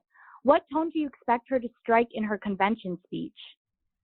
Well, she's the first African-American and East Asian American woman. I think her tone will be interesting because she's going to have the bit of the gender issue that often comes in with women as candidates, and that is that they have to sort of strike the balance between being being an authority, and also not sounding like they're being too bossy, right? Because unfortunately, women have to face that gender restriction. That they have to try to balance these two. They don't want to come off as being the bossy woman or the pushy broad, and they don't want to come off as being the weak-willed person either. And so she's going to have to sort of strike a middle ground on that. She's usually pretty good, although she leans a little harder toward being more assertive than a lot of people like. I tend to like it a lot, but that's just me. So. And I think she's, traditionally vice presidential candidates are attack dogs. That's what people refer to them as in campaigns. And so she might be a lot more assertive against Trump than, say, Biden might. Dr. Vigil, thank you for joining us today. Yeah, sure. It's my pleasure. Thanks for having me. Thank you. Thank you. Our thanks to Boston University communications professor Tammy Vigil. Unlike the virtual Democratic conventions, the Republican conventions were hosted in person in Charlotte, North Carolina, with President Donald Trump officially accepting his nomination from the White House. WRHU reporter Marjorie Rogers has more on the story. President Trump hosted a rally in Tulsa, Oklahoma on June 20th in the middle of the COVID-19 pandemic. Attendees of the Tulsa rally were not required to wear masks or practice social distancing. At least 8 staff members at the rally subsequently tested positive for COVID-19, including 2 Secret Service agents. 74-year-old Republican Party activist Herman Cain attended the Tulsa rally without a face covering. Weeks later, he died from COVID-19.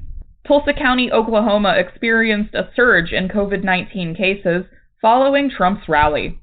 Director of the Tulsa Health Department, Dr. Bruce Hart, says the rally likely contributed to the spike in cases. Trump planned to hold the Republican National Convention this year in a similar fashion, despite the pandemic. The RNC was originally planned to take place in Charlotte, North Carolina, but North Carolina Governor Roy Cooper said the convention goers would have to follow COVID-19 safety protocols. Trump decided to move the convention from Charlotte to Jacksonville, Florida, but he later canceled the in-person portion of the event. His decision to cancel the RNC came after many GOP legislators announced they would not be attending. Associate Professor of Public Health Dr. Martine Hackett talked about the dangers of large in-person gatherings at this time and President Trump's decision to cancel the Republican National Convention in Jacksonville, Florida. During this time of pandemic, large crowds are particularly dangerous because with more people, you have more of a chance of the virus spreading. If you add on to that you have people who are in an indoor space, who aren't wearing masks, who are in that space for a long period of time, and who might be yelling, that really kind of compounds the risks for transmitting the virus. The decision to scale back the Republican National Convention just makes good public health sense. Hackett talked about the effectiveness of wearing masks at large-scale events to reduce the spread of COVID-19. At a large-scale event, masks would make a tremendous difference. Again, there are many different risks. So the idea that you have a large number of people, 2, if they're in an indoor space, 3, if they are wearing masks, and 4, for the length of time that they're going to be in there. All of those factors play a role in increasing the transmission of the virus. And certainly masks are on the top of that list. Masks would tremendously decrease the risk of transmission. When asked if large-scale events are any safer in areas where coronavirus infections aren't as high, here's what Hackett had to say. It would be safer to have a in-person event in a place where the infection rates were lower. However, with something like a convention, you have people coming in from many different states. And so unless everybody quarantined for 2 weeks before they attended the convention, it really is still high risk of transmitting the virus, no matter where it is. Hackett then offered her feedback on President Trump's response to the pandemic. The federal response from the United States has not been sufficient to respond to the coronavirus pandemic, and I think that is very evident in what we see as the number of positive cases across the country, and sadly, the increase in the number of deaths across the country. If there was an appropriate response, we would be seeing a stabilization or a decrease in the number of positive cases and deaths, and we are seeing the opposite, and that is the definition of a failed response. We know that in countries where a firm national response has taken place, that they have demonstrably fewer positive cases and deaths as compared to the United States. In the United States, when you leave the decision up to each state and you have 50 different states with 50 different actions or levels of responsibility, that's going to impact the people who live there. And the definition of pandemic is that it crosses borders. And so a federal response is required in order to be able to address this on a large-scale level. Hackett also talked about the risk of in-person voting and how to minimize that risk. The risk of in-person voting is actually less than it would be for people to be indoors for hours or even smaller than going to the grocery store. The only zero risk is to do mail-in votes. That being said, in order to reduce the risk, The first suggestion would be to have that in-person voting for it to be for a longer period of time, not just one day. So to have that be extended over early voting, for example.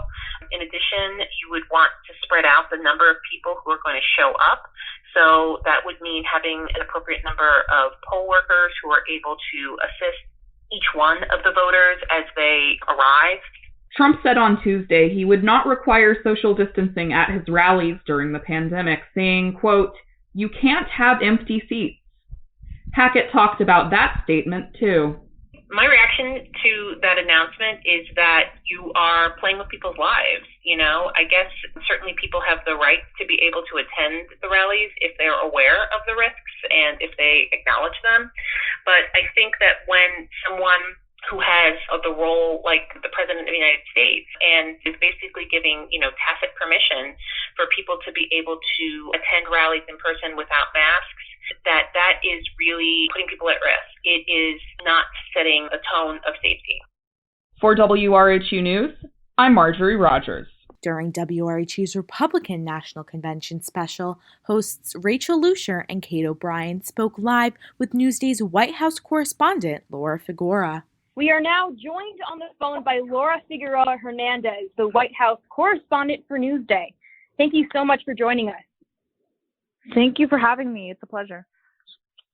So the Republicans changed course a couple of times, opting for a scaled-down convention in Charlotte after Trump initially said he would accept the nomination in person at an event in Jacksonville, Florida.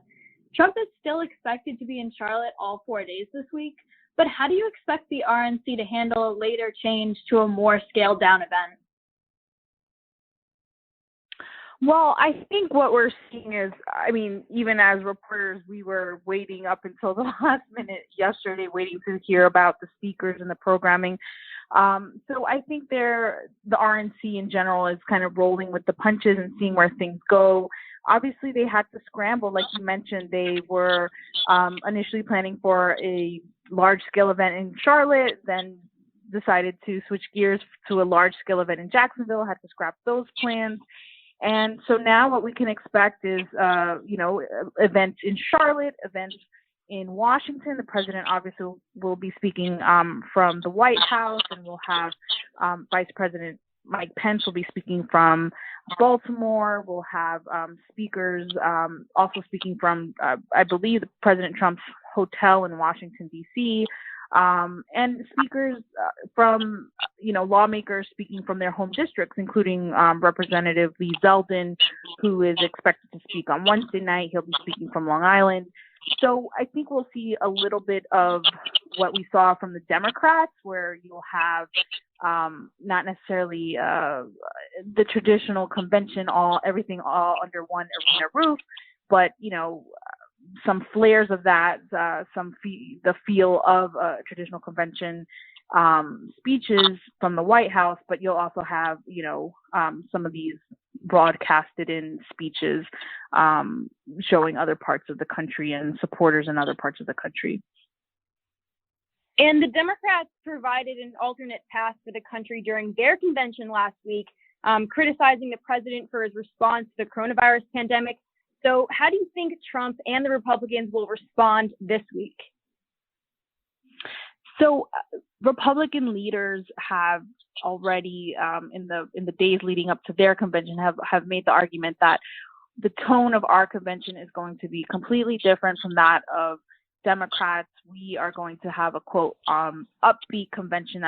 That's a word that you heard from the GOP chairwoman Ronna McDaniel, Trump's White House chief of staff Mark Meadows, Jason Miller, one of his top campaign advisors. The word is upbeat, upbeat, upbeat. But it's as they're saying this, the president has also delivered some speeches that are not necessarily upbeat. So he spoke to supporters in Arlington, Virginia on Friday, made the case that basically that he is the only thing standing between the American dream and chaos and anarchy in the streets. So I think we can expect to hear more from that. That's something that President Trump has made a big part of his rhetoric, right? That he is running as this law and order president, that's the contrast that he hopes to make from Democrats. Well, Democrats their convention mainly focused on his response to the coronavirus and their criticisms of that response and the economy. He's going to paint himself as this law and order president, as somebody who is a defender of law enforcement, and as somebody who led an economic, a robust economy before the coronavirus pandemic.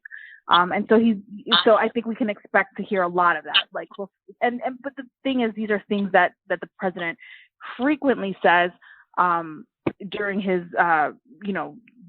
daily briefings and during his speeches.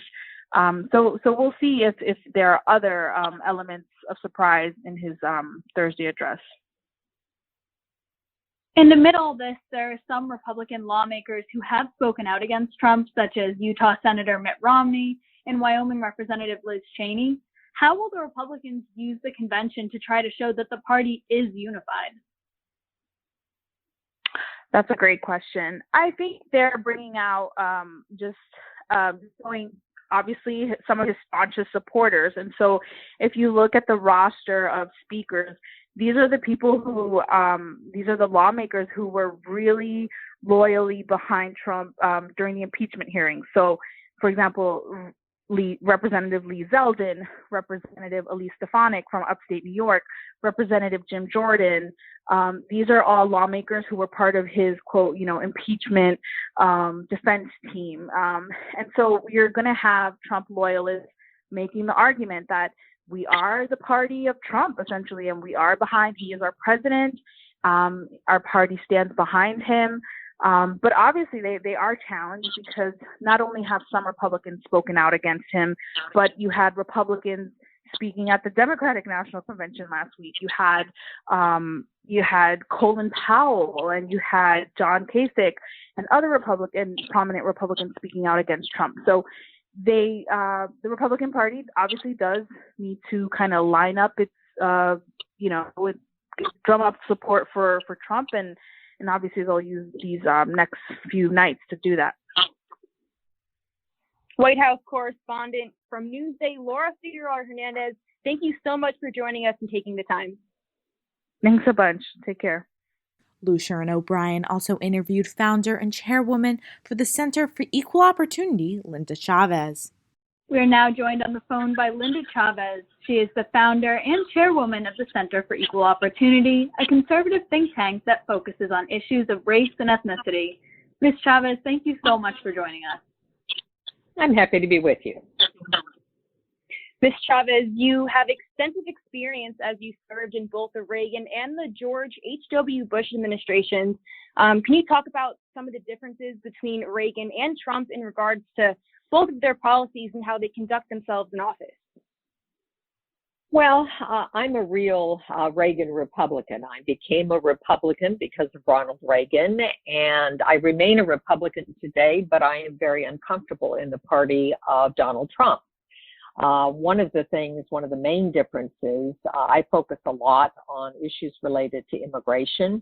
And Ronald Reagan was very much somebody who believed in America as the shining light on a hilltop. He was the person who talked about welcoming immigrants into the United States. He said, if we have a nation that must have borders, we want to have a way for people to come legally. And Trump has not only railed against illegal immigration, he's made it much more difficult for people to immigrate to the United States legally. And so I find him, in terms of his policies, at least on that issue, very different. But most of all, his character is very different. Ronald Reagan was a good man. He was somebody who was empathetic, who very much understood Americans and their needs, and he's somebody who cared. Donald Trump has, I think, conducted himself in such a way that he is just a bully. He has absolutely no empathy, and frankly, the only person I think Donald Trump cares about is himself. For other Republican voters who are opposed to Trump, what do you expect them to do in this election? Well, I think there are going to be a lot of people who are, like myself, going to vote for the Democratic candidate for the first time. The last time I cast a vote for president for a Democrat was in 1968. It was also the first time I voted. In those days, you had to be 21, and I had turned 21, and I voted for Hubert H. Humphrey against Richard Nixon that year.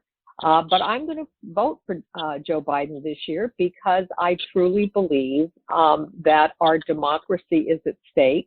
And while I agree with some of the Trump administration's policies, I don't disagree with all of them.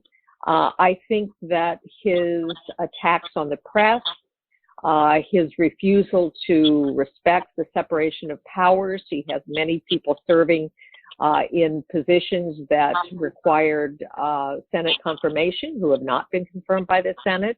His propensity to issue executive orders rather than going through the hard work of passing legislation, trying to get people on the Hill to pass legislation. All of those, I think, are not good for the future of democracy.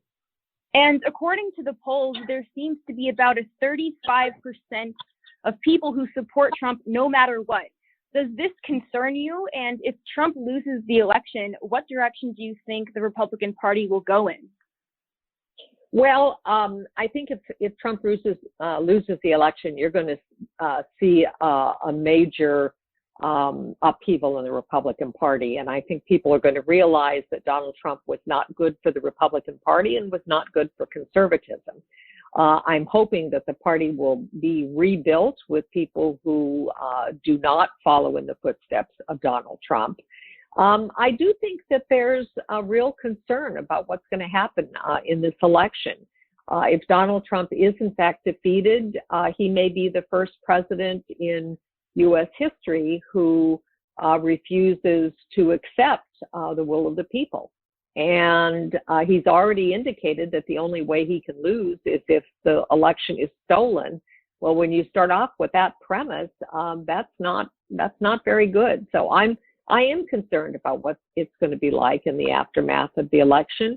I think because so many people will be voting by mail, I think we may not have definitive determination on election night, and that's something Americans are not used to, at least in recent memory, except for 2000, which was, of course, highly contested. It's going to be a very tense time. Well, Center for Equal Opportunity founder Linda Chavez, thank you so much for joining us. Thank you. Bye.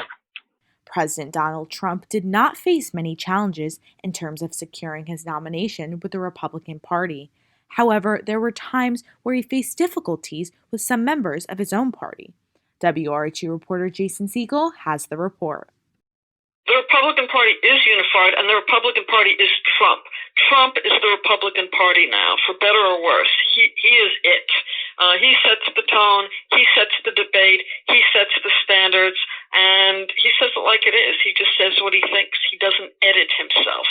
That's Hofstra political science professor Dr. Leslie Feldman discussing the state of the Republican Party as the GOP prepares to nominate President Donald Trump for a second term. Feldman believes Trump has taken up the mantle of the Republican Party and says most of his agenda is in line with the party's most basic framework and set of values that have been in place since Ronald Reagan's presidency in the 1980s. Some of the classical part of the Republican platform would include lowering taxes, would include capital punishment, support for business, an increase in military spending, and a decrease in social spending.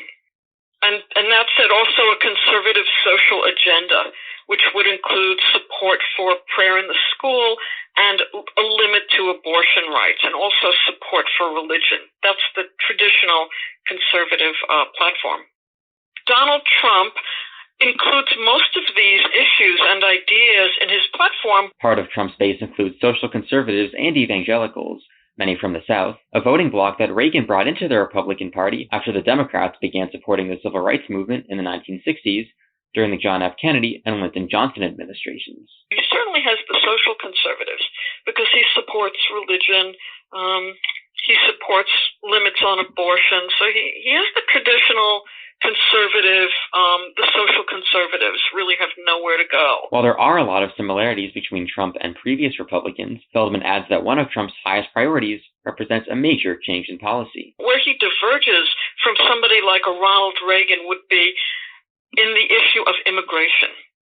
He's a bit more divisive than Reagan was, and it's around the issue of immigration. That's how Trump got elected. She notes another difference between Trump and Reagan is in the ways they conduct themselves as president. If you look at the speeches of Ronald Reagan is trying to bring people together. Ronald Reagan never does us against them. And when I say us against them, it's really Trump makes it like the conservatives versus the liberals, the right-wingers versus the left wing. Ronald Reagan never really did that. Ronald Reagan tried to bring people together. A president has to take a strong stand, but bring people together, and that's very hard to do. While Trump does have the support of social conservatives and other traditional Republicans, Feldman says he has brought in other voters who did not necessarily support the GOP in the past. I think they're all over the place, and I think some of them are independents, and I think some of them are libertarians. If Trump has become the Republican Party, as Feldman says, then what happens to the party if Trump loses the November election? Feldman says it's hard to say, but she does believe both the Republicans and Democrats are being pulled further apart from one another. Is the party going to be reset to what it was previously, or has Trump changed it forever? And I think in some ways Trump has changed it. Trump may have forced it to the right, just as the Democrats are being pulled to the left. She adds people should pay attention to the results in House and Senate races around the country, because that will also have an impact on the direction the parties go. The Senate is very important because the Senate is the only branch of government that the Republicans currently control, and there's a lot of power there. And that's really what prevented Donald Trump from being convicted upon impeachment. So that's really in play. The Senate is in play, and the Senate is very important. Our thanks to Hofstra political science professor Dr. Leslie Feldman. Reporting for WRHU, I'm Jason Siegel. In other political news, Supreme Court Justice Ruth Bader Ginsburg, known for breaking gender barriers, died at the age of 87 on September 18th after suffering complications from metastatic pancreatic cancer. Ginsburg was the second female to sit on the Supreme Court. WRHU's Fran Spencer provides insight into the legacy of RBG. Ruth Bader Ginsburg, who died September 18, 2020, was a brilliant, courageous, strategic, forward-thinking woman who spent her life and career defying gender norms. She was a tiny, not even 5 foot tall, unassuming woman who was a giant in the courtroom and on the bench. She was born here in Brooklyn, New York. To put this time into historical perspective, let's remember women only won the right to vote 13 years earlier in 1920, which means her mother probably was among some of the first women to vote. In addition, in the 30s, when she was a child, women could not even open bank accounts, by the way, not until the 60s, and the U.S. saw a spike in policies and laws that discriminated against, even forbade women to work when they were married. And if they were able to secure work, Ginsburg was born during a time when women were forced to leave their jobs if they were pregnant, and that was still in effect many decades later. So we can see that Ruth Bader Ginsburg was an essential part of bringing the discrimination injustices to the legal system and winning decisions that enhanced the quality of life for women and also for men. She grew up in a low-income, working-class neighborhood in Brooklyn, and her mother was a major influencer in her life and taught her the value of independence and good education. Unfortunately, her mom died when she was in high school. So she didn't go right to college after high school, but worked in a factory to put her brother through college. Eventually, she went to Cornell University on a full scholarship for her BA, finishing first in her class. She began Harvard Law in the 1950s. She was married to Marty Ginsburg, whom she met at Columbia, and had a daughter before she began law school. In Harvard, Ginsburg was one of the 9 women in the class of 500 students. The dean actually asked why she was, and this is a quote, taking up a place that should go to a man. When her husband got a job in New York, Ginsburg transferred to Columbia to complete law school and once again graduated at the top of her class. But despite all of her achievements, the doors to law firms were closed to women. She was recommended for a Supreme Court clerkship, but she couldn't even get an interview. Gerald Gunther, a law professor at Columbia who had been her mentor, finally got her a clerkship in New York by telling New York Judge Edmund Palmieri that if he didn't take Ginsburg, he would never send him a clerk again. Not only was Palmieri impressed with Ginsburg, he kept her not just for 1 year, but for 2. However, afterwards, Ginsburg still could not get a job. The law firms wouldn't hire Ginsburg because she was a woman, because she was Jewish, and because she had a child. However, in 1963, she finally landed a job teaching at Rutgers Law School. This was a pivotal moment in her life. While at Rutgers, Ginsburg began her work for fighting gender discrimination.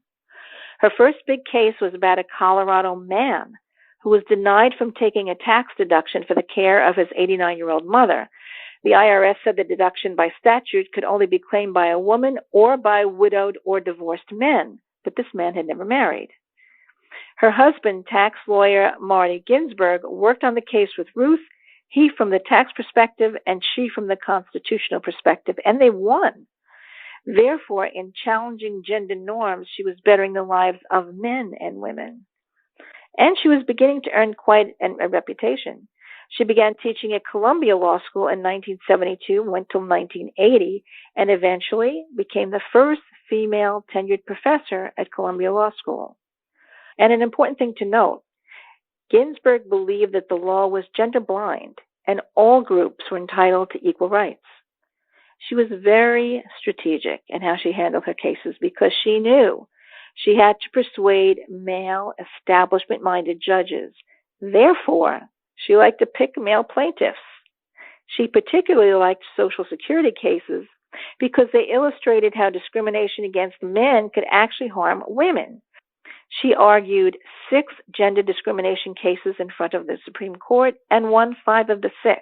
Now in 1981, President Carter appointed Ginsburg to the U.S. Court of Appeals for the District of Columbia Circuit. And in 1993, nominated by President Clinton, she became the second woman to become a justice of the Supreme Court. After the retirement of Justice Sandra Day O'Connor in 2006, the court became more conservative and Ginsburg dissented more often and more assertively. No surprise, she was particularly most passionate in her dissents concerning women's rights cases. A particularly sweet moment for Ginsburg occurred when the first bill passed in the Obama administration in 2009 was the Lilly Ledbetter Fair Pay Act. During an interview when she was in her 80s, Ginsburg said, "I do think that I was born under a very bright star, because if you think about my life, I get out of law school, I have top grades, no law firm in New York will hire me. I end up teaching, which gave me time to devote to the movement," she's referring to the women's movement here, "for evening out the rights of men and women." It's an amazing observation how disappointment led to her greatest achievements. With that, she served as the first female Jewish justice and the longest female justice on the Supreme Court, serving for 27 years. It's a long and groundbreaking career that truly enhanced the quality of life for both women and men. Following the death of the notorious RBG, President Donald Trump nominated Amy Coney Barrett, the Seventh Circuit judge for the United States Court of Appeals, to the United States Supreme Court on September 26. Her nomination sparked controversy throughout the country. Here's WRHU reporter Jermaine Howerton with the report. President Donald Trump on Saturday said he's nominating Amy Coney Barrett, a conservative federal appeals court judge, to succeed late Justice Ruth Bader Ginsburg on the U.S. Supreme Court. Today it is my honor to nominate one of our nation's most brilliant and gifted legal minds to the Supreme Court. She is a woman of unparalleled achievement, towering intellect, sterling credentials, and unyielding loyalty to the Constitution, Judge Amy Coney Barrett. Professor of Political Science at Hofstra University, Leslie Feldman, gives her reasoning as to why conservatives are pulling for Barrett. The conservatives and the Republicans want her because they're hoping she's going to help overturn Roe versus Wade. Mm-hmm. And that's exactly the reason why the liberals and the Democrats don't want her. Feldman says there isn't much Democrats can do at this time unless they can convince Republicans to vote against Barrett. But there's not much they can do at this point. I don't see what they can do. I just don't see what they can do because, the Republican senators have the votes. Mm-hmm. Unless the Democrats can convince some of the Republican senators to vote against her. That's it. It's a matter. It's like impeachment. It's simply a matter of votes. Feldman gives her take on Barrett and who will take their Supreme Court chair. So I think she'll get through, and it's going to stir up both parties. If she gets confirmed, if she gets seated on the Supreme Court, the Republicans have to turn out, the conservatives have to turn out to vote for Trump because he delivered. That was his biggest promise to them. Reporting for WRHU, I'm Jermaine Howerton. Despite uproar from the Democrats, Barrett was confirmed to the Supreme Court on October 26th by a vote of 52 to 48. WRHU reporter Jesse Lindell has a scoop on how Barrett will impact the highest bench in the judiciary. The United States Senate confirmed Judge Amy Coney Barrett to the Supreme Court Monday, giving the Republicans a 6-3 majority in the judicial branch of government. I spoke with Hofstra political science professor Leslie Feldman to hear more about Trump's third Supreme Court justice and what the future on certain issues could look like. Amy Coney Barrett is a religious Catholic who is a part of several religious groups.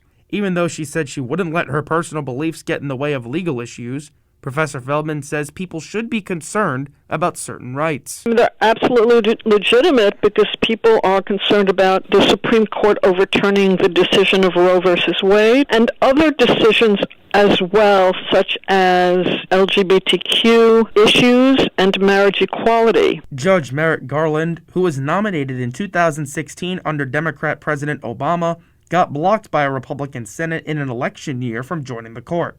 However, 4 years later, Amy Coney Barrett was voted in just 8 days before an election with a Republican president and Republican Senate. They don't have to be consistent. They have the votes. When you have the votes, you don't have to be consistent. With a 6-3 Republican court, will we live in a more right-wing America? Professor Feldman says not so fast. I don't see it as a 6-3 court. I see it as a 5-4 court because the Chief Justice will start to vote with the liberals. He is a moderate. He has voted with the liberals in the past. He will not overturn Obamacare. He didn't overturn it before. And he's not that conservative. Also, John Roberts doesn't want the court to be too ideological, so he doesn't want it to be 6-3. Overall, though, Professor Feldman believes we will see a change in health care. She also says while local and state governments might try to put restrictions on abortion, social issues will stay the same on the federal level. I think the Supreme Court will stick by Roe versus Wade because I think Kavanaugh and Roberts will both vote to uphold Roe versus Wade. Yes, they'll probably get rid of Obamacare. I think marriage equality is here to stay.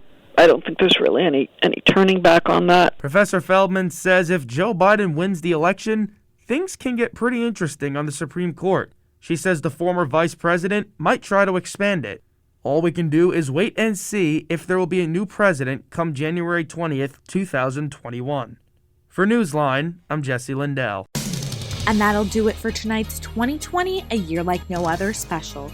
Stay tuned for tomorrow as we continue recapping the events of 2020. Many thanks to the entire WRHU News team. Our engineer this evening is Anne-Marie Lepard.